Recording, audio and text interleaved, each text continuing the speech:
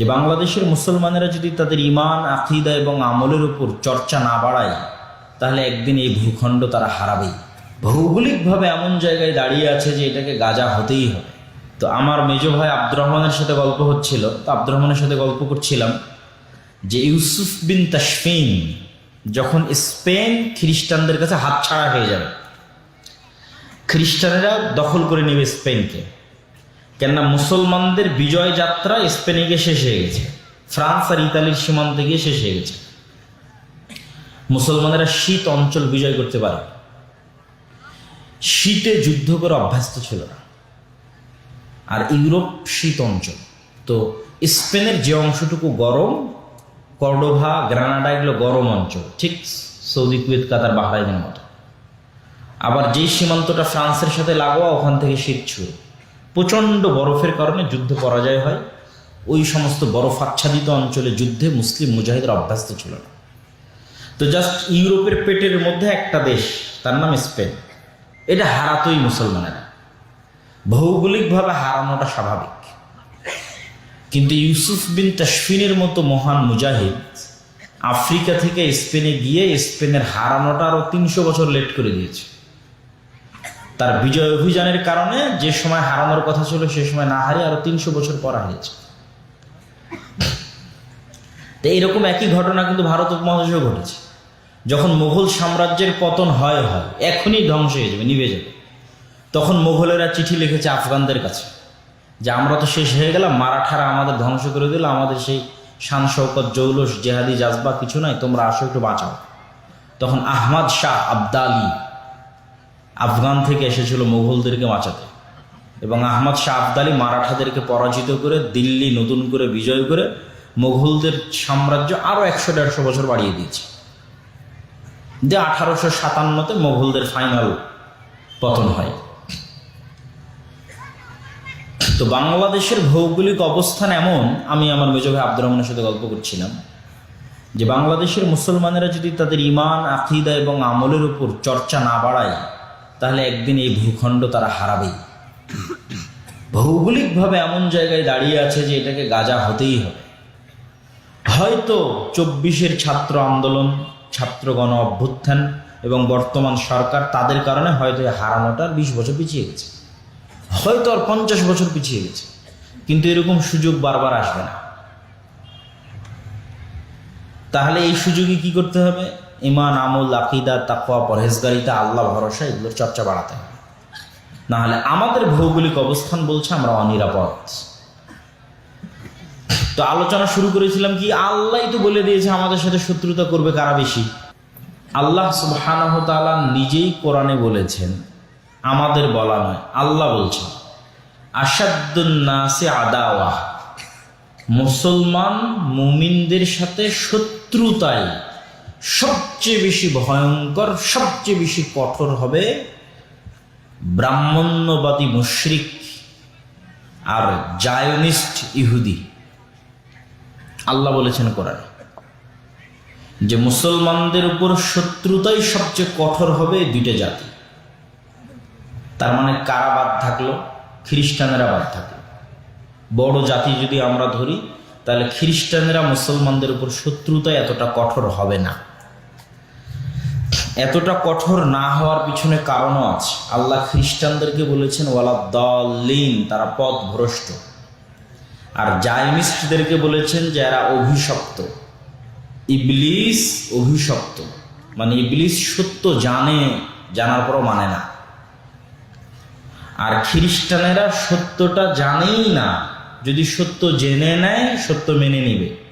এই জন্য সবচেয়ে বেশি ইসলাম গ্রহণ আগেও করেছে খ্রিস্টানেরা, ভবিষ্যতেও করবে খ্রিস্টানেরা। সত্য জানে না তাই মানে না, সত্য জানলেই মেনে নিবে।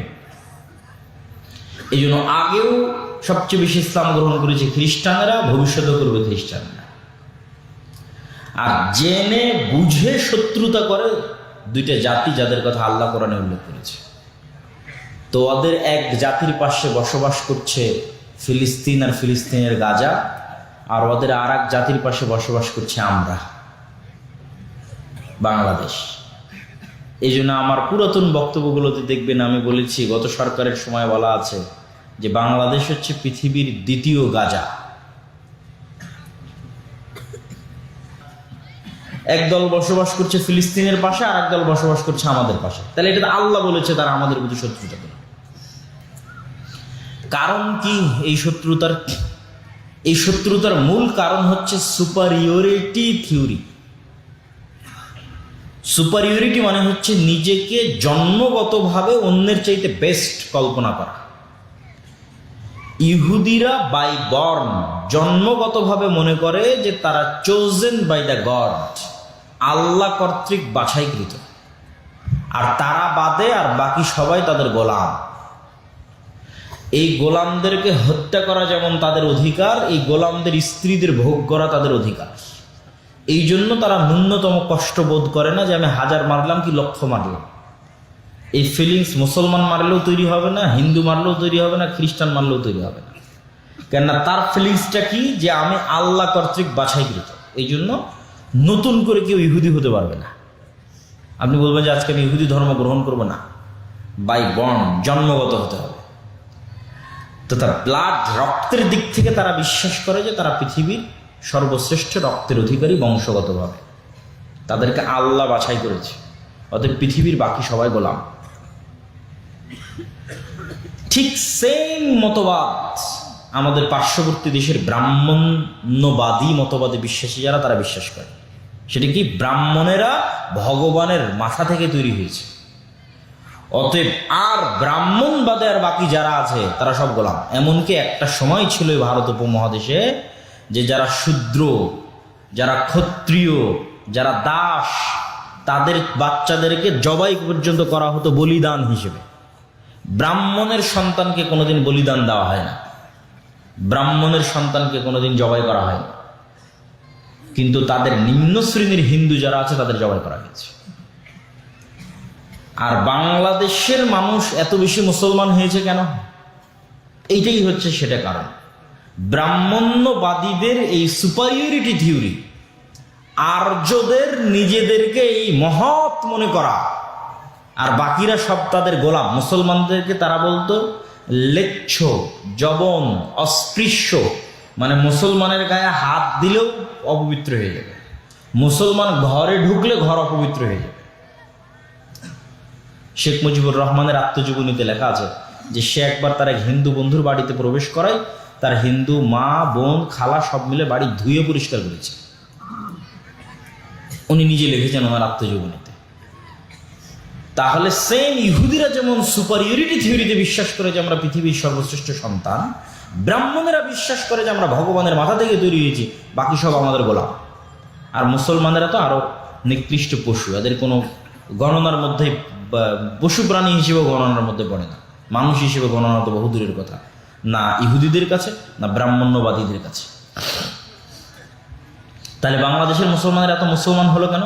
এত মুসলমান হওয়ার কারণ হচ্ছে বাংলাদেশের নিম্নবর্ণের হিন্দুরা যখন দেখলো, বেশিরভাগ নিম্নবর্ণের হিন্দুরা ইসলাম গ্রহণ করেছে, নিম্নবর্ণের হিন্দুরা যখন দেখলো যে এত সুন্দর একটা ধর্ম যেখানে কোনো জাতপাত নাই, একই মসজিদে সবাই সমানভাবে দাঁড়াচ্ছে, পায়ে পা মিলিয়ে সমানভাবে উজু করতেছে, কোনো ভেদাভেদ নাই, না রঙের, না জাতের, না পাতের, তাহলে এত জুলুমের মধ্যে কে থাকবে? লাথি মারো এই জুলুমের ধর্মকে, গ্রহণ করো সাম্যতার ধর্ম, সম্মানের ধর্ম, মর্যাদার ধর্ম ইসলাম। তখনই বাংলাদেশে মানুষ, হাজার হাজার মানুষ ইসলাম গ্রহণ করেছে। ইসলামের এই সাম্যতা, এই মর্যাদা, এই সম্মান, এই মানবতা দেখে আমাদের পিতৃপুরুষরা, আমাদের আদি পিতারা। কিন্তু ব্রাহ্মণদের ওই স্বভাব কিন্তু পরিবর্তন হয়নি। আর আজকে যারা ক্ষমতায় আছে তারা সেই কট্টর ব্রাহ্মণ্যবাদী। সুতরাং বিশ্বাসগতভাবে তারা মুসলমানদেরকে শত্রু মনে করে, এবং এমন পর্যায়ে তারা এই শত্রুতাকে নিয়ে গেছে যে শত্রুতা করারও একটা লিমিট থাকতে হয়। তারা এই শত্রুতাটাকে এমন পর্যায়ে নিয়ে গেছে যে তারা ভারতের ইতিহাসকে পর্যন্ত অস্বীকার করতেছে। আজকের যুগে এসে ভারতের ইতিহাস কি? একটা হিস্টোরিয়ান, একজন ঐতিহাসিকও ডকুমেন্ট দিতে পারবে না যে একটা টাকা মোগলরা ভারত থেকে আফগানিস্তানে নিয়ে গেছে, ভারত থেকে উজবেকিস্তানে নিয়ে গেছে, ভারত থেকে কাজাখস্তান বোখারায় নিয়ে গেছে, একটা টাকা ভারত থেকে মুঘলরা পাচার করেছে। কেননা মুসলমানদের স্বভাবের মধ্যেই নাই যে মুসলমানরা কোনো দেশ বিজয় করলে সেখান থেকে টাকা পাচার করবে, স্বভাবের মধ্যে নয়। মুসলমানেরা যখন যে দেশ বিজয় করেছে চিন্তা করেছে ওটাই আমার দেশ, ওটাকে উন্নত করতে হবে।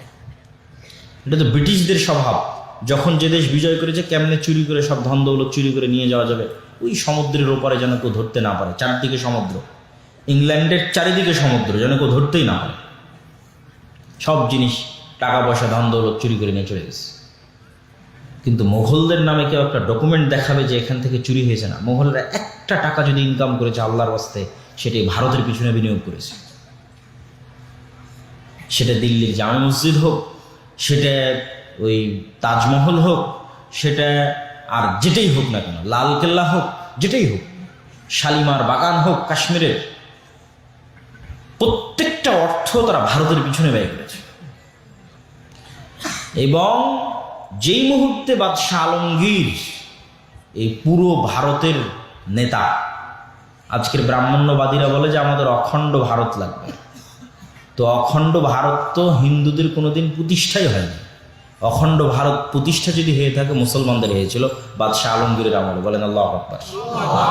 তো তাই একদম কাবুল থেকে নিয়ে শুরু করে একদম আরাকান পর্যন্ত এই পুরো ভারত উপমহাদেশে অখণ্ড ভারতে কার শাসন চলতেছে? মুসলমানদের শাসন, বাদশাহ আলমগীরের শাসন 50 বছর। তো অখণ্ড ভারত চাই, তো অখণ্ড ভারত আমাদের লাগবে, মুসলমানদের লাগবে, বাদশাহ আলমগীরের অখণ্ড ভারত।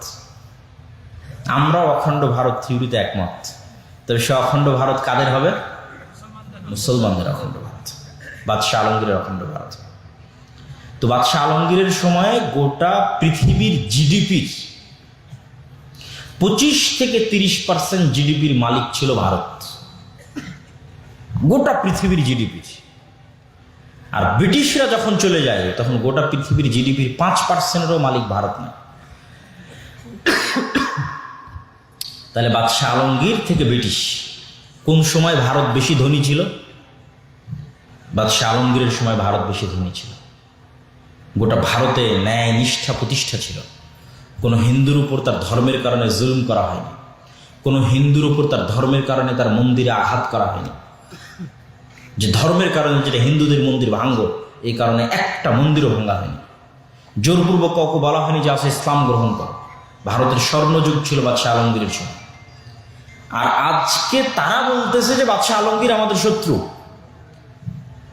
আজকে তারা বলতেছে মোগলরা আমাদের শত্রু।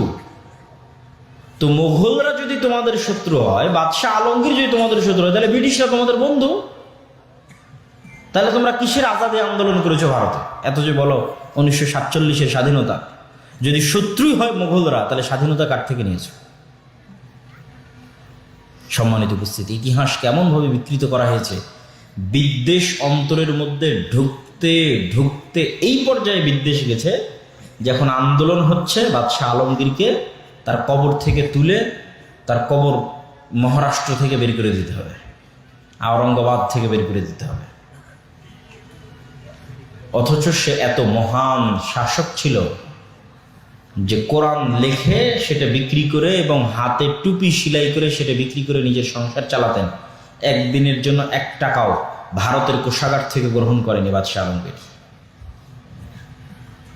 এবং তাদের বাপদাদারা সবাই বড় বড় মাজার তৈরি করেছে, তাজমহল, আরো বড় বড় মাকবারায় হুমায়ুন, বাবরের মাকবারা, হুমায়ুনের মাকবারা। বাদশাহ আলমগীর ওসিয়ত লিখে গেছে যে আমার যেখানে কবর হবে সেখানে উপরে কোনো ছাদ থাকবে না, সম্পূর্ণ মাটি বরাবর কবর হবে, মানুষ যেন চিনতেই না পারে যে এটা বাদশাহ আলমগীরের কবর, উপরে কোনো ছাদ থাকবে না। খুবই আল্লাহওয়ালা পরহেজগার মানুষ ছিলেন। এখন বলতেছে তার লাশ যেন কবর থেকে বের করা হয়। তো এই হলো পিছনের হিস্ট্রি এবং কারণ বিদ্বেষের। এবং বিদ্বেষটা অযৌক্তিক, এবং বিদ্বেষটা অগ্রহণযোগ্য, এবং বিদ্বেষটা মিথ্যার উপর প্রতিষ্ঠিত। আর এই বিদ্বেষ দিন দিন আরো বাড়ছে। কিন্তু এটাও আশ্চর্যের বিষয় নয়।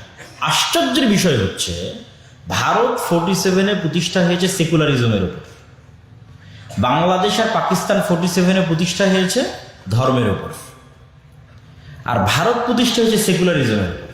আজ 70-75 বছর পরে সেই ভারত ফিরে গেল ধর্মে, কট্টর ডানপন্থী হিন্দুত্ববাদীতে ফিরে গেল। আর ভারত, এই পাকিস্তান আর বাংলাদেশ ফিরে গেল এটা দেখাতে যে আমরা কত বড় সেকুলার। দেখো, আমাদের চেয়ে বড় সেকুলার আর দুনিয়াতে কেউ নাই। আর সেকুলার দেখানোর পাল্লা পাকিস্তান আর বাংলাদেশ এবং এরকম দেশের এত বেশি হলো, আর ভারত এত কট্টর হওয়ার পরও ভারতের মাটিতে বিদেশের গোয়েন্দা এসে বলে যে বাংলাদেশের সংখ্যালঘুদের নিরাপত্তা দিতে হবে। বাংলাদেশে কোনো ঘটনাই ঘটেনি সংখ্যালঘুদের। আমরা জানি না যে বাংলাদেশের ইতিহাসে কোনো মুসলমান কোনো মন্দিরকে ভেঙে সেখানে মসজিদ তৈরি করেছে। একটা উদাহরণ যে বাংলাদেশের ইতিহাসে বা পাকিস্তানের ইতিহাসে কোথাও একটা মন্দির ভেঙে সেখানে মসজিদ তৈরি করা হয়েছে, কোথাও কোনো হিন্দুকে গণপিটুনিতে হত্যা করা হয়েছে না। এর বিপরীতে অহরহ ঘটতেছে ভারতে। মসজিদ ভাঙ্গো, এটা নাকি আগে মন্দির ছিল। সব মসজিদই নাকি আগে মন্দির ছিল, এই জন্য সব মসজিদ ভেঙে মন্দির তৈরি করে। আর যে কোনো মুসলমান যদি শুধু বোঝা যায় যে হ্যাঁ তার কাছে গরুর গোস্ত আছে বা ছিল বা ফ্রিজে আছে, ওকে ধরে হত্যা করো। অথবা হোলি খেলায় অংশগ্রহণ করেনি, তাকে হত্যা করো। অহরহ প্রতিদিন ঘটতেছে। তাহলে সংখ্যালঘু নির্যাতন কোথায় হচ্ছে? ভারতে হচ্ছে। এবং দেখেন যে আমরা যতই ডক্টর ইউনূস সরকারের প্রশংসা করি, তারপরেও এটা বাংলাদেশের সেকুলারিজম এবং নতজানু নীতির প্রমাণ। হ্যাঁ, বাংলাদেশের সরকার বাংলাদেশের চাহিদার কথা বলেছে, বাংলাদেশের স্বার্থের কথা বলেছে।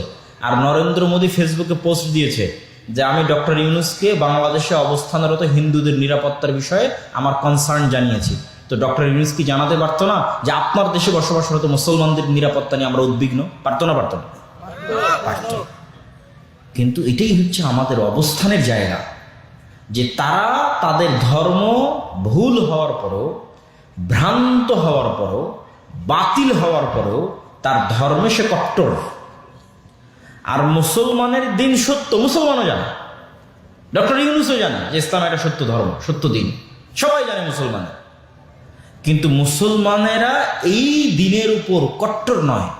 কে কত কম্প্রোমাইজ করতে পারে, কে কত সেকুলার হতে পারে। আমাকে যদি এক গালে একটা থাপ্পড় মারে আর এক গাল পেতে দেবো, ভাই এটা তো মেরেলে কেন, আমি সেকুলার। তাহলে তারা ভ্রান্তির উপর কট্টর, আর মুসলমানেরা সত্যের উপর সেকুলার, সত্যের উপর কম্প্রোমাইজ করছে। এই জন্য আমি আমার আজ থেকে ৩-৪ মাস আগের বক্তব্যগুলোতে বলেছি যে বাংলাদেশের লোকজন ফেসবুকে প্রচুর লেখালেখি করে, ট্রল করে ভারতের লোকজনকে নিয়ে, ইদানিং তো আরও বেশি। তখন আমি উত্তরে বলেছি, সব জায়গায় বলেছি যে তোমরা যে বলতেছো যে তারা হচ্ছে গোমূত্র পান করে অথবা গোবর পান করে, এই জন্য তাদের গায়ে শক্তি নাই, তারা ভীরু কাপুরুষ, আর আমরা মহাশক্তিশালী, আমরা গরুর দুধ পান করি, উমুক তুমুক ইত্যাদি, আমরা একদম ধুয়ে ফেলে দেবো, এই করে নেবো, সেই করে নেবো, অসংখ্য কথাবার্তা। তো কিন্তু এটার মানদণ্ডটা কোথায়? এটার মানদণ্ডটা যে জায়গায়, সে জায়গায় দাঁড়ালে তুমি ফেল হয়ে যাবা। এটার মানদণ্ডটা হচ্ছে সে গরুর মূত্র তার দিনের অংশ মনে করে খায়। বুঝেননি মনে আমার কথা? গরুর মূত্রের মতো একটা বিষয় বা গোবরের মতো একটা বিষয়কে তার দিনের উপরে সে কট্টর কত, যে এইরকম একটা ভুল বিষয়কেও সে পান করে তার দিনের উপর কঠোরতার কারণে। তাহলে ও সাহসী। আর তুমি যদি সাহসী হও, তুমি তো দাড়ি রাখতে ভয় পেয়েছো, তুমি তো টাকনোর উপর কাপড় তুলতে ভয় পেয়েছো। কে কোথায় জঙ্গি বলে দিবে, কে সন্ত্রাসী বলে দিবে। বিদেশে যাবে, আমেরিকায় যাবে, ইংল্যান্ডে যাবে, দাড়িটি কাটো, কাটে পাসপোর্টের জন্য দাঁড়াও, মাথা থেকে টুপিটি সরাও, সেটা পাসপোর্টের জন্য দাঁড়াও। তো তুমি তো আগেই তোমার ধর্মকে বিক্রি করে দিয়েছো। তাহলে সাহসী কে? ও ভ্রান্তের উপর হতে পারে, কিন্তু ভ্রান্তের উপর কঠোরতা প্রমাণ করে যে ও প্রকৃত সাহসী। তোমার দিন সত্য হতে পারে, কিন্তু তোমার দিন সত্য হওয়ার পরও তোমার দুর্বলতা প্রমাণ করে তোমরা ভীরু কাপুরুষ। তাহলে এই জিনিসগুলোর সমাধান হচ্ছে, এই জন্য আমি বলেছি যে সারা পৃথিবী ডানপন্থী কঠোরতার দিকে যাচ্ছে। একমাত্র মুসলমানেরাই পাগল যে তারা সবসময় সেকুলারিজমের কথা বলতেছে। ডানপন্থী কঠোরতা বলতে ইসরায়েল ডানপন্থী কট্টর, মানে নিজ ধর্মে কট্টর। ভারত ডানপন্থী কট্টর, ধর্মের নামে ক্ষমতায় গেছে, ব্রাহ্মণ্যবাদী। এরা যদি ধর্মের নামে ক্ষমতায় গিয়ে সন্ত্রাসী না হয়, তো মুসলমান ধর্মের নামে ক্ষমতায় গিয়ে কেন সন্ত্রাসী হবে? কোন যুক্তিতে? আমেরিকাও ডানপন্থার দিকে আগাচ্ছে। আমেরিকার মাটিতে পরিবার বিরোধী যত আইন ছিল সব বাতিল করে দিচ্ছে ট্রাম্প। বাইবেল স্কুলগুলোতে অধ্যয়ন চালু করতেছে। এটা একদিক থেকে ভালো, কিন্তু আমি যেটা নিতে বলতেছি সেটা হচ্ছে যে তাই কট্টর ডানপন্থী ধর্মের দিকে আগাচ্ছে, আর আমরা একমাত্র মুসলমান। কত ধর্ম থেকে দূরে থাকা যায়? তাহলে আমার দাবির সাথে না আল্লাহ একমত হবে, না আমার দাবির সাথে পৃথিবী একমত হবে। 2 নম্বর যে বিষয় এখানে উল্লেখ করা আছে, ফিলিস্তিন। ফিলিস্তিনকে আমরা ফিলিস্তিন বলছি, কিন্তু কোরআন এবং হাদিসে সেটাকে বলা হয়েছে শাম, মানে সিরিয়া। আজকের ইসরায়েলও সিরিয়া, আজকের ফিলিস্তিনও সিরিয়া, আজকের লেবাননও সিরিয়া, আজকের জর্ডানও সিরিয়া, আজকের সিরিয়াও সিরিয়া। এই যে 1947-এ ব্রিটিশরা যেমন এই পাকিস্তান আর বাংলাদেশকে ভাগ করে হিন্দুদের জন্য একটা বড় দেশ তৈরি করে দিয়েছে, এই ব্রিটিশরাই ওই আরবের সিরিয়াকে ভাঙ্গে টুকরা টুকরা করে ওর মধ্যে ইসরায়েলদের জন্য দেশ তৈরি করে দিয়েছে 1 বছর আগে পরে। আমাদের বিশাল অখণ্ড ভারত, মুসলমানদের অখণ্ড ভারতকে ভাঙ্গে হিন্দুত্ববাদীদের জন্য একটা ভারত তৈরি করে দিয়েছে 47-এ, আর মুসলমানদের বিশাল অখণ্ড মধ্যপ্রাচ্য আরব ভূখণ্ডকে ভেঙ্গে 1948-এ ইহুদিদের জন্য তৈরি করে দিয়েছে ইসরায়েল। 1 বছরের ডিফারেন্স। সবগুলো শাম, সবগুলো সিরিয়া। এই জন্য প্রথমে মাথায় রাখতে হবে শাম, দ্বিতীয়ত মাথায় রাখতে হবে মসজিদে আকসা ও তার পার্শ্ববর্তী অঞ্চল।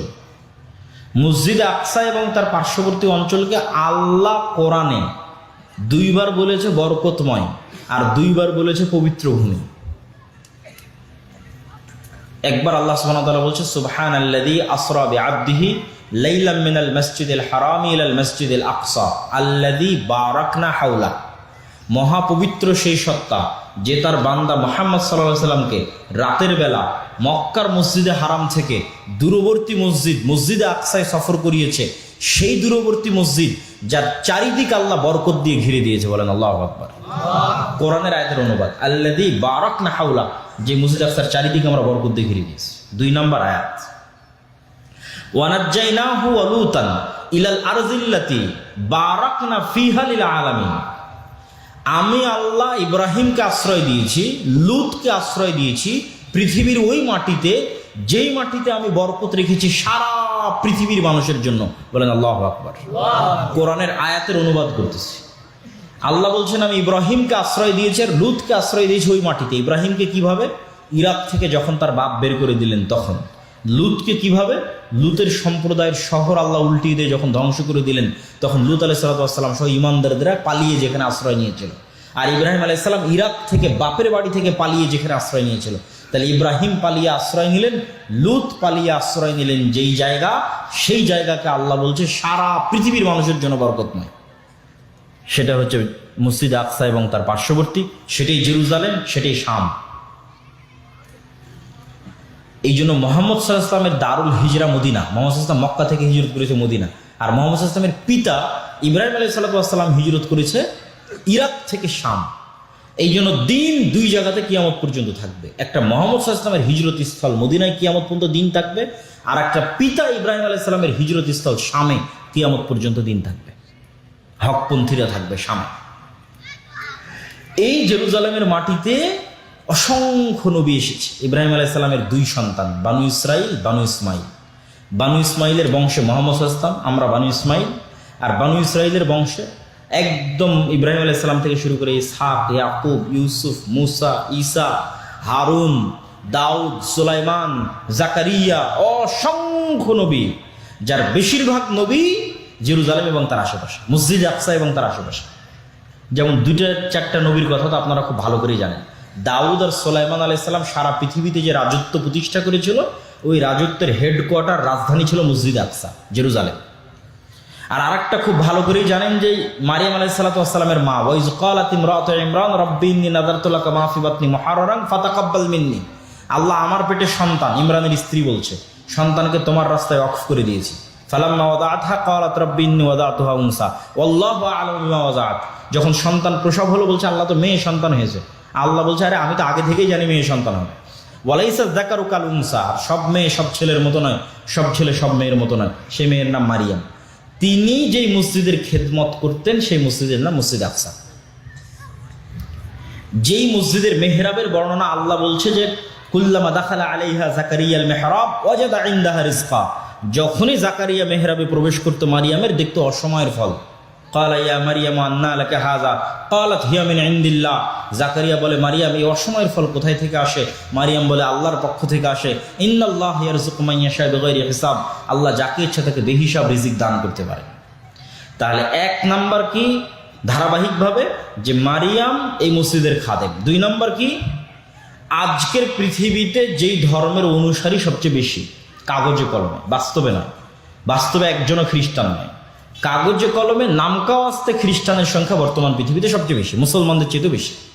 তাহলে খ্রিস্টান ধর্মের যিনি নবী ঈসা আলাইহিস সালাম তথা মারিয়ামের সন্তান, তার জন্মই জেরুজালেমে, মসজিদ আকসা থেকে দূরবর্তী অঞ্চলে উনি তার সন্তানকে প্রসব দিয়ে যখন সন্তানকে কোলে নিয়ে লোকালয়ে ফিরে আসছেন, আল্লাহ কোরআনে বলছে মা কানা আবুকে ইমরা আসাউইন ওয়া মা কানাত উম্মুকে বাগিয়া, মারিয়াম তোমার বাপ তো খারাপ মানুষ ছিল না, তোমার মা তো ব্যভিচারী ছিল না, তুমি তো অবিবাহিতা, মেয়ে সন্তান কোথায় থেকে আসলো? ফাশারাত ইলাই, মারিয়াম বাচ্চার দিকে ইশারা করে বলছে আল্লাহ শিখিয়ে দিয়েছে কথা বলবা না, মুখ বন্ধ রাখবা, ইশারা করবা বাচ্চার দিকে, বাচ্চার দিকে ইশারা করছে। তখন ওরা বলছে কাইফা নাতাকাল্লামু মান কানা ফিল মাহদি সাবিয়্যা, তুমি কি মজাক করো নাকি? ওই বাচ্চার সাথে কিভাবে কথা বলবো যেই বাচ্চা এখন মায়ের কোলে আছে, দুধ পান করতেছে, এই বাচ্চা তো কথা বলতে পারবে না। তখন ঈসা আলাইহিস সালাম মায়ের কোল থেকে বলে উঠছে ইন্নী আব্দুল্লাহ আতানিয়াল কিতাব ওয়া জাআলানি নাবিয়্যা, আমি আল্লাহর বান্দা, আল্লাহ আমাকে কিতাব দিয়েছে, আল্লাহ আমাকে নবী করেছে, ওয়া আওসানি বিস সালাতি ওয়াজ যাকাতি মা দুমতু হাইয়া, আর আল্লাহ আমাকে আদেশ দিয়েছে যতদিন বেঁচে থাকবো ততদিন যেন সালাত আর যাকাত বাদ না যায়। আল্লাহু আকবার।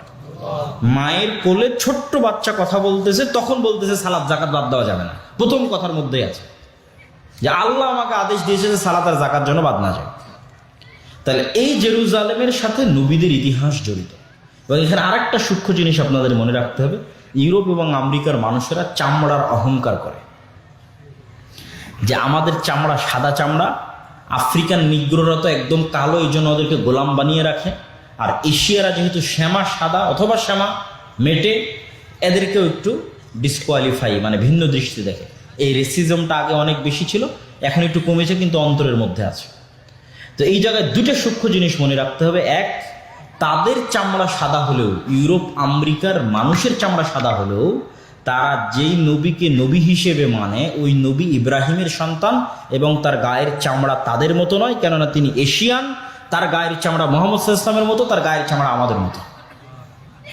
এক নাম্বার মনে রাখার বিষয়। দুই নাম্বার মনে রাখার বিষয় কি, আজকের ইহুদিরা যদি বলে যে হ্যাঁ আমরা ভাই বোন, ইসহাক ইয়াকুব ইউসুফ তাদের 12 ভাই, তাদের সন্তান, তো ওদেরও গায়ের চামড়া সাদা হবে না, ইউরোপিয়ান আমেরিকানদের গায়ের চামড়ার মতো হবে না। যদি ভাই বোন ওদের সন্তান হয়,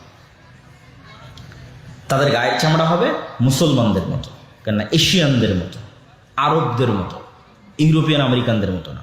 সুতরাং তাদের এই দাবির মধ্যে অবশ্যই কোনো ধোঁকা বা সঠতা আছে। সম্মানিত উপস্থিতি, কি বলছিলাম? ফিলিস্তিন ইস্যু। ফিলিস্তিন ইস্যুতে আগে আমাদের জানতে হবে এই জায়গার গুরুত্বটা কত, এই জায়গার মহত্বটা কত। তাহলে আমরা এই আয়াত, এই ইতিহাস, এগুলোতে বোঝা গেল যে এটা কত মহৎ এবং মহান জায়গা। এবং বর্তমান পৃথিবীর তাহলে তিনটা ধর্মের পবিত্র স্থান হলো এই জায়গাটা। মুসলমানদেরও পবিত্র স্থান, খ্রিস্টানদেরও পবিত্র স্থান, ইহুদিদেরও পবিত্র স্থান। এবং এই জন্য ওমর রাদিয়াল্লাহু তাআলা আনহু যখন জেরুজালেম বিজয় করে, না খ্রিস্টানদের জায়গায় নামাজ পড়েছে না ইহুদিদের জায়গায় নামাজ পড়েছে। উনিও খুব বুদ্ধিমান ছিলেন, চৌকস ছিলেন। তো এই মহান জায়গা আমাদের হাতছাড়া হয়ে গেল।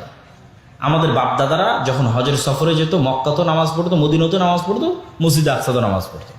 আর আমরা 70-80 বছর থেকে কোনো মুসলমান, বাইরের কোনো মুসলমান মসজিদে আকসায় নামাজ পড়তে যেতে পায়নি। তাহলে মসজিদে আকসার নামাজ থেকে আল্লাহ আমাদের বঞ্চিত রেখেছে, এটা আমাদের জন্য আযাব। লা তুসাদ্দুর রিহাল ইল্লা সালাসা, পৃথিবীর একমাত্র 3টে জায়গায় ইবাদতের জন্য যাওয়া নেকির কাজ। আর পৃথিবীর কোনো জায়গায় ইবাদতের উদ্দেশ্যে গেলে গুনাহ হবে। ধরেন কেউ যদি মনে করে যে আমি আল্লাহর নবীর কবর জিয়ারত করতে বাংলাদেশ থেকে মদিনা যাব, গুনাহগার হবে। বুঝেন? কিন্তু আপনি এখান থেকে পাসপোর্ট করলেন, ভিসা করলেন, আপনার নিয়ত আল্লাহর নবীর কবর জিয়ারত করব, গুনাহগার। এই নিয়তে যে আল্লাহ নবীর কবর জিয়ারত করলে আমি বেশি কোনো নেকি পেতে পারি। নিয়ত কি হতে হবে? 3টে জায়গায় ইবাদতের জন্য যাওয়া যায়। 1 মক্কার মসজিদে হারাম, 2 মদিনার মসজিদে নববী।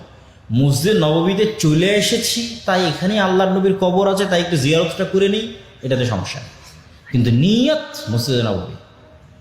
আর আরেকটা জায়গা সেটা মসজিদে আকসা, যেখানে ইবাদত করার উদ্দেশ্যে সফর করলে নাকি হবে, যেখানে সালাত আদায়ের উদ্দেশ্যে সফর করলে নাকি হবে।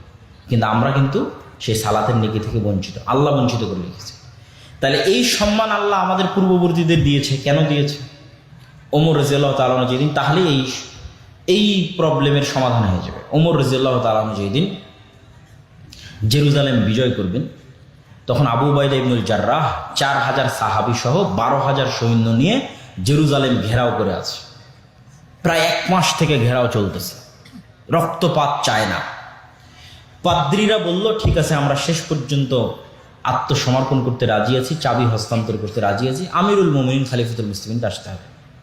আমাদের বইয়ে যার ভবিষ্যৎবাণী করা আছে সে আবু উবাইদা ইবনুল জাররাহ নয়। এখন তোমাদের যে প্রধান সেনাপতি সে ওই ব্যক্তি নয় যার হাতে আমরা চাবি হস্তান্তর করব। আমাদের ধর্মীয় বইয়ে এগুলো লেখা নাই, তবে একজনের কথা লেখা আছে, তাকে আসতে হবে, তাকে আমরা যাচাই করব। তা আমিরুল মুমিনিন খলিফাতুল মুসলিমিনের কাছে চিঠি লেখা হলো। উনি আসলেন, যখন উনি জেরুজালেমে প্রবেশ করছেন তখন উনি উটের রশি ধরে টানছেন। এটা কিন্তু 1200 কিলোমিটারের পথ, মদিনা থেকে রওনা দিয়ে ফিলিস্তিনের জেরুজালেম 1200 কিলোমিটার পথ উটের পথে আসছেন। তো 2 জন মিলে ভাগ করে নিয়েছে চাকরের সাথে। তো যখন ঢুকছেন তখন তার পালি, তো তিনি রশি ধরে টানছেন এবং জামা কাপড় জীর্ণ শীর্ণ। তো যেহেতু এই বিজয়টা একটা বড় বিজয়, কেননা রোমান এম্পায়ারের সবচেয়ে বড় তীর্থস্থল বিজয় হচ্ছে, এই জন্য হাজার হাজার পাদ্রী আছে। তা আবু উবাইদা ইবনুল জাররাহ হন্তদন্ত হয়ে ছুটে এসে বলছে, আজকে তো অপমান হয়ে গেলাম আমরা, আপনি হচ্ছেন আমাদের আমির, আমাদের খলিফা, আপনার এই অবস্থাতে তারা আমাদের হাসি ঠাট্টা করবে। ওমর রাদিয়াল্লাহু তাআলা বলছে, এই কথা তুমি বাদে অন্য কেউ বললে খুব কষ্ট পেতাম না, কিন্তু তুমি বলাতে কষ্ট পেলাম। আমরা ছিলাম মরুভূমির রাখাল, দুনিয়ার কেউ চিনত না। জাহিলি যুগে আমি ওমর, আমাকে কেউ চিনত না। আর আজকে আমি ওমর অর্ধ পৃথিবীর শাসক, আবার রোমান এম্পায়ারের সবচেয়ে বড় তীর্থস্থল আমি ওমর বিজয় করতেছি। তো তোমরা কি মনে করছো এটা জামা কাপড়, পোশাক আশাক, স্টাইল আর এই সমস্ত এগুলো কিছু দিয়ে অর্জন করেছি? না। আ'আজ্জানাল্লাহু বিল ইসলাম, ইসলাম এবং কোরআনের অনুসরণ আল্লাহ আমাদেরকে সম্মান দিয়েছে। আল্লাহু আকবার। পৃথিবীর ইতিহাসের কোনো যুদ্ধে মুসলমানেরা শক্তি ক্ষমতা দিয়ে বিজয় অর্জন করে। আজকে মুসলমানদের কাছে যে ক্ষমতা আছে, যে শক্তি আছে, তার সিকি ক্ষমতা খোলাফায়ে রাশিদিনের আমলে মুসলমানদের কাছে ছিল না। তার সিকি ক্ষমতা সুলতান মোহাম্মদ আল ফাতেহ, যিনি তুরস্ক বিজয় করেছেন, তার কাছে ছিল না। সুলতান সালাহুদ্দিন আইয়ুবী তার কাছে ছিল না। সিকি ক্ষমতা ছিল না। আজকের মুসলমানদের যে ক্ষমতা আছে, আজকের পাকিস্তানের যে ক্ষমতা আছে, বাংলাদেশের যে ক্ষমতা আছে, সৌদি আরব, তুরস্ক, মালয়েশিয়ার যে ক্ষমতা আছে, এর একটা দেশের যে ক্ষমতা, তার সিকি ক্ষমতা খোলাফায়ে রাশিদিনের আমলে ছিল না। তাহলে প্রত্যেকটা যুদ্ধে মুসলমানের সংখ্যা কম, প্রত্যেকটা যুদ্ধে বিপরীত পক্ষের যোদ্ধার সংখ্যা বেশি। খালিদ বিন ওয়ালিদ মুতার যুদ্ধে কয়েক লক্ষ রোমান এম্পায়ারের বিরুদ্ধে যুদ্ধ করেছে মাত্র কয়েক হাজার সৈন্য নিয়ে। তাহলে মুসলমানরা ক্ষমতা দিয়ে বিজয় অর্জন করেনি, মুসলমানেরা বিজয় অর্জন করেছে তাকওয়া, পরহেজগারিতা, আল্লাহ ভরসা দিয়ে। আজকে মুসলমানদের কাছে ক্ষমতা আছে, কিন্তু আসল জিনিসটাই নাই। এই আসল জিনিসটা যে হারিয়ে গেছে, এটা আমি বহু বক্তব্যে বলেছি। আজকেও বক্তব্য যেহেতু দীর্ঘায়িত করবো না, সংক্ষিপ্ত করে নিয়ে আসি, একটু সারমর্ম বলি যে মুসলমানেরা সেই জায়গাটা হারিয়ে ফেলেছে। সেটা কি? আজকের মুসলমানেরা হচ্ছে আজকের যুগের বানু ইসরাইল। ওই যুগের বানু ইসরাইলদের কথা আলামতের সাথে এই যুগের বানু ইসরাইল কথা আমরা মিল আছে। ওই যুগের বানু ইসরাইলদের কথা কি বলছে আল্লাহ? ওয়াইজ নাজ্জাইনাকুম মিন আলি ফিরআউন ইয়াসুমুনাকুম সুআল আযাব ইউযাববিহুনা আবনাকুম ওয়া ইস্তাহয়ুনা নিসাআকুম। স্মরণ করো সেই দিনের কথা, যেই দিন ফিরআউন তোমাদের ছেলে সন্তানদের জবাই করতো, মেয়ে সন্তানদের বাঁচিয়ে দিত। তাহলে এটা 4000 বছর আগে ফিরআউন বানু ইসরাইলদের সাথে করত। আজ 4000 বছর পরে আজকের যুগের ফিরআউন এর চেয়ে জঘন্য কাজ করতেছে, ছেলেকেও মারতেছে, মেয়েকেও মারতেছে। গত 1.5 বছরে 50,000 হত্যা করেছে। তাহলে একটা মিল যে ওই যুগে বানু ইসরাইলদের যা লেভেল ছিল, আজকের যুগে আমাদের তাই লেভেল। ওই যুগের ফিরআউন, এই যুগের ফিরআউন। 2 নম্বর মিল হচ্ছে চরিত্রে। ওই যুগের বানু ইসরাইলের চরিত্রের মিলটা দেখেন। ওই যুগের বানু ইসরাইলেরা চোখের সামনে দেখলো, আল্লাহ বলছে ওয়াইজ ফারাকনা বিকুমুল বাহরা, আমি যখন সমুদ্রকে বিদীর্ণ করে দিলাম আর মুসার বানু ইসরায়েলদের জন্য রাস্তা তৈরি করে দিলাম, একটা না 12টা রাস্তা, 5 5 10 তার সাথে 2, 12টা রাস্তা তৈরি করে দিলাম। তো ফেরাউনকে চোখের সামনে ডুবতে দেখার পরও বানু ইসরায়েলেরা মুসা আলাইহিস সালামকে বলছে, লান নুমিনা লাকা হাত্তা নারাল্লাহ জাহরা, মুসা তোমার উপর ঈমান আনয়ন করবো না যতদিন না তোমার আল্লাহকে সচক্ষে না দেখছি। বলে নাউজুবিল্লাহ। আরে তোরা তো এখনই দেখলি তোদের সামনে ফেরাউন ডুবে মরলো। কোন ফেরাউন? যে ফেরাউন তোদের ছেলে সন্তানদের জবাই করতো, সে ডুবে মরলো। তাহলে তোরা কোন লজ্জায় বলি যে আল্লাহকে না দেখলে ঈমান আনয়ন করবো না? 2, যেহেতু লোহিত সাগর পার হওয়ার পর এই অঞ্চলটা হচ্ছে মরুভূমি, তো পানির কোনো ব্যবস্থা নাই, সাগরের পানি লবণাক্ত। তখন বানু ইসরায়েলরা মুসা আলাইহিস সালামকে বলছে, ওয়াইজ ইসতাসকা মুসা লিকওমিহি ফাকুল নাদরিব বিআসাকাল হাজার ফানফাজারাত মিনহু ইসনাতা আশারাতা আইনা। মুসা পানির ব্যবস্থা করে দাও। আল্লাহ তো ফেরাউনকে ডুবিয়ে দিল, খাবার নাই, পানি নাই, পানির ব্যবস্থা করো। মুসা আলাইহিস সালামকে আল্লাহ বলছে, মুসা তোমার হাতের লাঠি পাথরে আঘাত করো। মুসা আলাইহিস সালাম লাঠি পাথরে আঘাত করলো, মরুভূমিতে পাথর ফেটে পানি বের হতে লাগলো। আল্লাহু আকবার।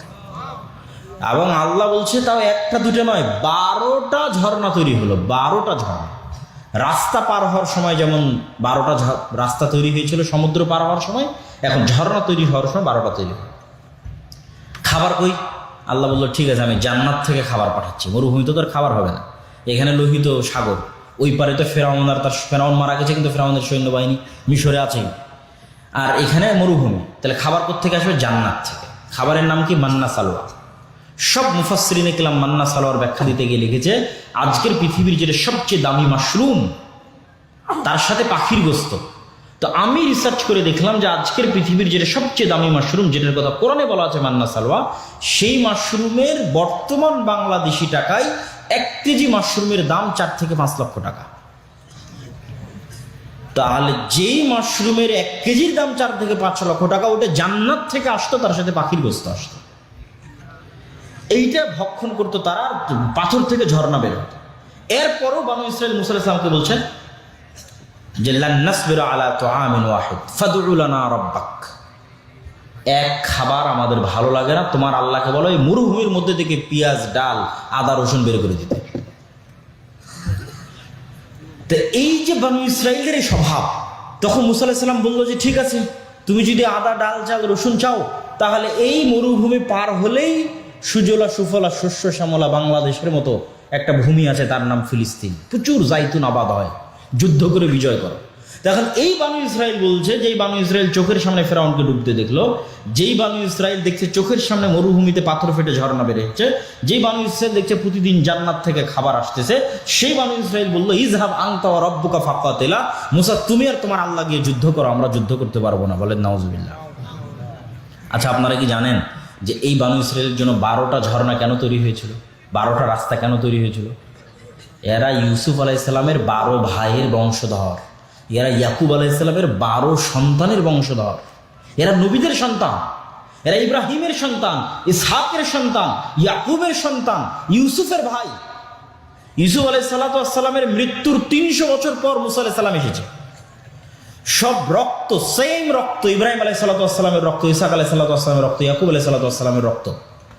তাহলে নবীর সন্তানেরা বলতেছে যে আল্লাহকে যতক্ষণ দেখবো না ততক্ষণ ঈমান আনয়ন করবো না। নবীর সন্তানেরা বলতেছে তুমি আর তোমার আল্লাহকে যুদ্ধ করো। তাহলে কিভাবে নবীর সন্তানেরা এতটা সংকীর্ণ মনা হয়ে গেল, এতটা ধোঁকাবাজ, এতটা মুনাফিক, এতটা সঠতাপূর্ণ হয়ে গেল কেমনে? তো আমি যে বলেছি যে আজকের যুগের মুসলমানেরা বানু ইসরাইল, তার জন্য আমি 2টা দলিল দিয়েছি। এক, আল্লাহ বানু ইসরাইলের এত লম্বা ঘটনা কোরআনে কেন বলবে?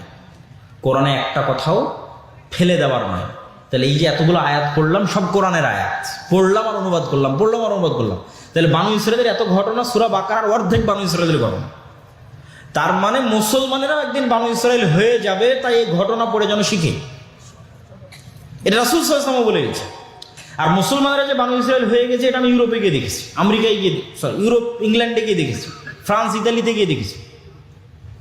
মুসলমানদের জন্ম নিবন্ধন থেকে, পাসপোর্ট থেকে, ওই শহরে প্রবেশ থেকে, ওদের কাছে এই কি বলার নাম বেনিফিট নেওয়া থেকে, ওদের কাছে বাড়ি নেওয়া থেকে, প্রত্যেকটা ধাপ মিথ্যার উপর। মুসলমান কিন্তু সবকিছু মিথ্যার উপর, মুসলমান সবকিছু অন্যায়ের উপর, ও হাজি, নামাজি, সবকিছু, কিন্তু সবকিছু ধোঁকা এবং দুর্নীতির উপর। তাহলে এই মুসলমানই তো ওমরের বংশধর, এই মুসলমানই তো খালিদ বিন ওয়ালিদের বংশধর, সালাহুদ্দিন আইয়ুবের বংশধর, মোহাম্মদ সাল্লাল্লাহু আলাইহি সাল্লামের বংশধর।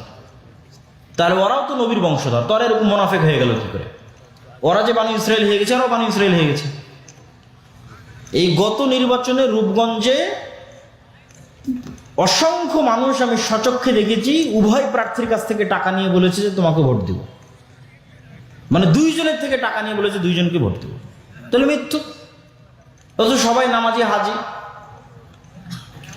এই গত 16 বছরে এরকম জালসার বৈঠকের প্রধান অতিথি বিশেষ অতিথি হয়েছে অথবা মসজিদ মাদ্রাসা কমিটির দায়িত্বের মধ্যে আছে, এরকম যদি ভাগ করি তাহলে ডিসি, এসি, ওসপি, এসিল্যান্ড, মন্ত্রী, মিনিস্টার, এমপি এর 80 ভাগের বেশি আছে জালসা কমিটিতে, 80 ভাগের বেশি আছে মসজিদ মাদ্রাসা সভাপতিতে। আর যদি ওমরার লিস্ট করি তো 60% বেশি হবে যেগুলো ওমরা করে এসেছে। আর তাহাজ্জুদের নামাজ তো সবাই পড়তো, কিন্তু নিজ নিজ দায়িত্বের জায়গায় সব মিথ্যুক, অন্যায়কারী, ধোঁকাবাজ, মুনাফিক, মানুষের হক মেরে খায়। তারা বানু ইসরাইল না? বানু ইসরাইল বাহ্যিকভাবে দেখায় যে আমরা আল্লাহকে অনেক ভয় করি, মুখে দাঁড়িয়ে আছে, মাথায় টুপি আছে, কিন্তু সৎ নয়, মিথ্যু। এবং এটা শুধু তাদের ক্ষেত্রে নয়, আম জনসাধারণের ক্ষেত্রে দেখেন যে আম জনসাধারণ তার বোনকে বাপের সম্পত্তিতে ভাগ দিবে, ভাগ দিতে গিয়ে ন্যায় করেনি, হয় ভাগ বুঝিয়েই দেয়নি, অথবা বুঝে দেওয়ার ক্ষেত্রে যেটা জমি ভালো, যেটা উঁচু, যেটা দামি ওটা নিজে নিয়েছে, যেটা পানিতে ডুবে আছে, নদীতে আছে, চরে আছে, ওটা বোনকে দিয়েছে।